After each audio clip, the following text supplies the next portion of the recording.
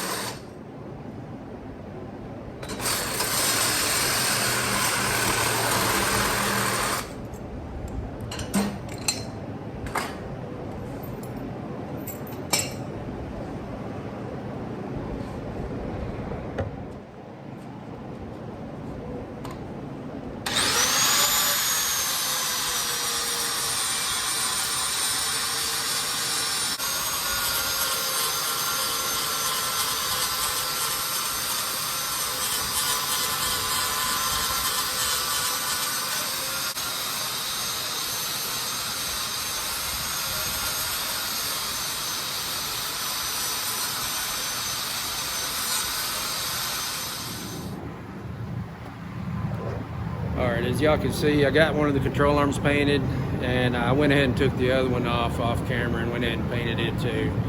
But I think what I'm going to do here, I'm going to go ahead and just make the whole thing new. Here's what I'm going to do. As you saw, I went ahead and just cut this whole thing off. I was just going to try to straighten it out, but it's just too bent, and it'd be better just to make a whole new one. This is round tubing.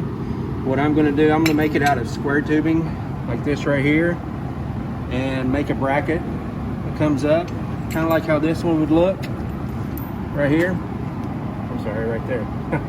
You know, bring it up to right here, where it was at, out of 1 inch square, and up to here. And what I'll do here is I'll gusset it. I'll gusset it real good on each side of it. You'll see how I do it, but I'm gonna go ahead and cut all this off right here. Take a cutting wheel and get all the welds cut off, and take all these brackets off and clean them up real good. And then I'm gonna start making a new frame for this to bolt to. So we're gonna go from there. Let's get all this cut off, cleaned up, and we'll start making a square tube mount for it.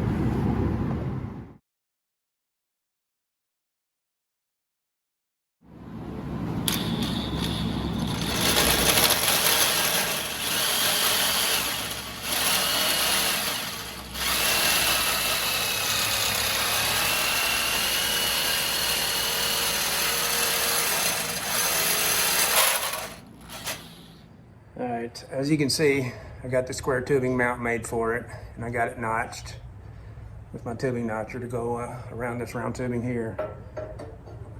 I will line all this up together and square it all up, and I'll put it right there. I'll weld it up, and then these the brackets for the lower control arms, I will put 1.5 inches from this square tubing right here. That's what the measurement was. And I'll weld them on the sides right here for the lower control arms to mount to. So we'll do that, get all this welded up, and start getting ready to put everything back together. And I'll probably end up, just for good measure and a little bit more strength, I'll probably put a gusset on these corners right here, and make it a lot stronger. So let's do that and get that part done.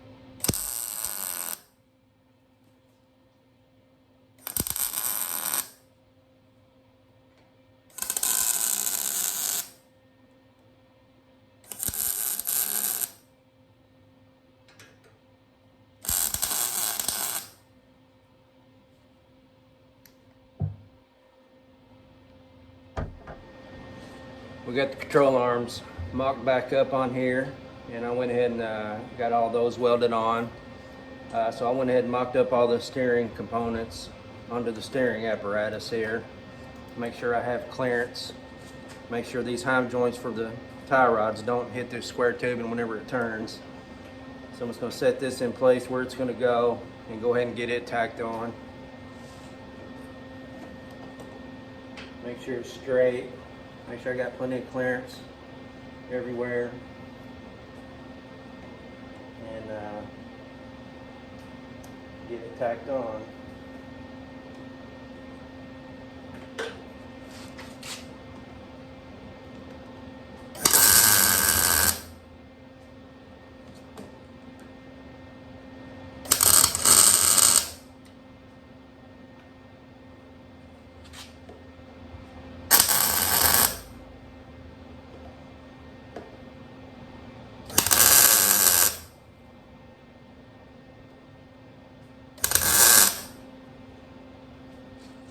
Alright, I'll go back and weld all that up and then check everything out, make sure I have all everything clears, everything's good to go. Then I'll take it all apart, weld it up, paint it, put it all back together. And I'm gonna go ahead and take these heim joints apart and grease them up, make sure everything is free. I have a spacer right here that I'm going to cut down just a little bit to straighten up the heim joint so it don't bind. And then grease everything and make everything work nice and free. And we'll see what we've got.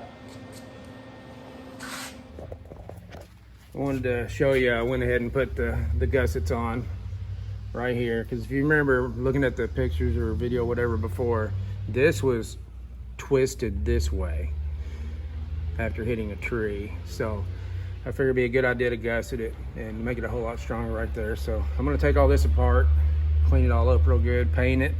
But while I'm letting the paint dry, I'm gonna go the extra mile and I'm gonna go ahead and take apart these heim joints and free them up real good so I can set the toe in on it a lot easier.